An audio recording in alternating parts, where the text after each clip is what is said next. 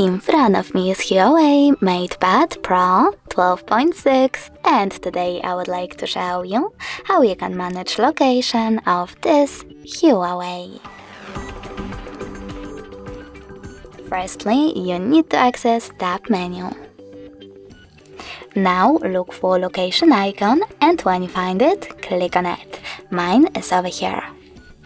Then you need to select Agree in this pop-up, and now when I go back, as you can see, my location shortcut is now blue. That means that location is enabled. In order to disable it, click on the same now blue shortcut. But you can always go into settings as well and look for location section over here. When you find it, click on it. Now you can manage location of this tablet by clicking on this gray sweater next to access my location to switch it on or off.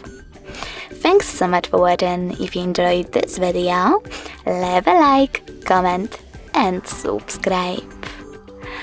Bye!